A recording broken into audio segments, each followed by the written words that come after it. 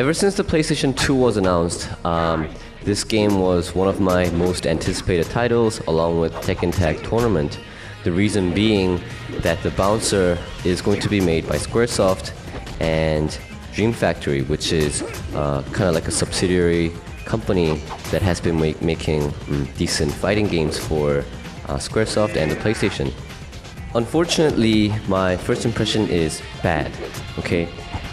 In the Bouncer, you go through a story, and at each stage, you fight against multiple enemies with multiple teammates. Now, although some 2D games and some 3D games have tried making this kind of game, the Bouncer is supposed to be the first game that truly, most properly incorporates the idea with the whole graphics and the background and all that. You know, basically that's what Squaresoft and Dream Factory claimed when they were first announcing this game.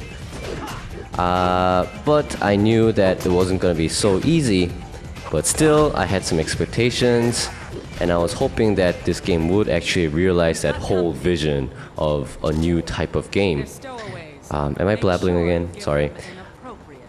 Anyways, so I'm playing this game, and I'm realizing that all moves have actually come from some other fighting games, you know, such as Tekken 3 or Tobal 2. But this whole game is it's too simple. Firstly, okay, it doesn't have the depth that fighting game fanatics are gonna want. So don't expect that. And problem number two, which is actually the biggest problem, this game has a bad interface. You can't really maneuver your character the way you want. You can't really do this, you can't really do that. You know, I can't really go into the details right now. I'll probably do that in my final verdict.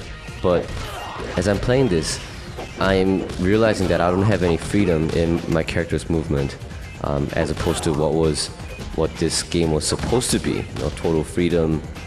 Oh, was it supposed to be that? I don't know. Anyways, and in addition to that, I think Dream Factory was spending too much time making this new game that they couldn't brush up and put makeup on the interface and the menus. The menus are so ugly, and the loading times of this game is just long. It's just so ridiculously long. You won't believe. Especially if you die on a stage and you want to get back to it. You have to go back out to the title screen and load the whole sequence back again. And going through the story takes about 10 seconds each when you switch scenes, and it just gets annoying after a while. I mean, at first you're happy that you got this game because you got so many beautiful FMVs and cutscenes. The cutscenes are really nice, by the way, but after a while you realize that you're getting frustrated because you spend too much time not playing the game, but waiting for the game to load. So my first impression is that this game better impress me a lot before I beat this game. I think I'm only halfway through the game, but I'll give this game a last chance and see how it goes from now. But if it doesn't, okay, it's a beautiful game, has great movies, has good voice acting, has a decent story, all that, but as a game, I don't know. It gets a C from me. That's pretty low, but we'll see. Okay, this was Bo, and this was my first impression on the Bouncer. Bye bye.